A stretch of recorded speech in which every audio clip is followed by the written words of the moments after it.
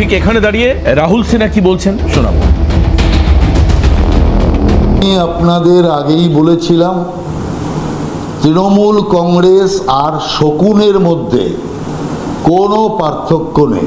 সর্বত্র চোখ রাখছে কে কোথায় আত্মহত্যা করে, কে কোথায় মারা যায়, যে রোগেই মারা যাক, যে কারণেই আত্মহত্যা হোক, সঙ্গে সঙ্গে তৃণমূলের লোকরা ওখানে পৌঁছে গিয়ে এসআইআর বোর্ড নিয়ে হাজির হয়ে যায়। কি সুইফট মুখ্যমন্ত্রী পর্যন্ত টুইট করে ফেলেছে।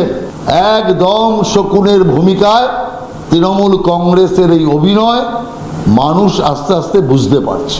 এই রিঙ্কু দেবীর মৃত্যুর সিবিআই ইনকোয়ারি ঘোষণা করুন। রিঙ্কু দেবীর যে সুইসাইড নোট তা সিবিআই ইনকোয়ারির আওতায় আসুক, তাহলেই পরিষ্কার হয়ে যাবে সমস্ত বিষয়। আমি চলে আসবো, পরিচয় করে দেবো যারা আজকে আমাদের সঙ্গে এই অত্যন্ত গুরুত্বপূর্ণ প্যানেলে উপস্থিত রয়েছেন। আমি গুরুত্বপূর্ণ এই কারণের জন্য বলছি, মানুষের কাছে এসআইআর নিয়ে আজও আতঙ্ক রয়েছে, এটা বাস্তব।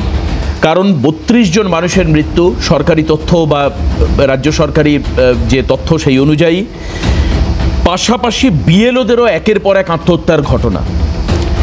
কারা রয়েছেন আজকে আসুন আমরা কথা বলবো। আজকে ফাল্গুনী পাত্র বিজেপি মুখপাত্র আমাদের সঙ্গে রয়েছেন, ফাল্গুনীদিকে স্বাগত।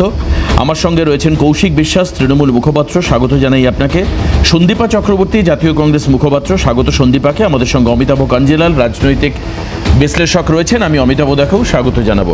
আমি কৌশিকদার কাছে যাই। কৌশিকদা, এই ক্ষেত্রে আপনারাও কি অনুসন্ধান চাইছেন? আপনারা কি চাইছেন? মানে মিসকমিউনিকেশনগুলো উঠে গিয়ে এসআইআর হোক, নাকি আপাতত এসআইআর বন্ধ হয়ে যাক? আপনাদের অবস্থান কি? দেখুন, আমাদের অবস্থান খুব স্পষ্ট এবং পরিষ্কার।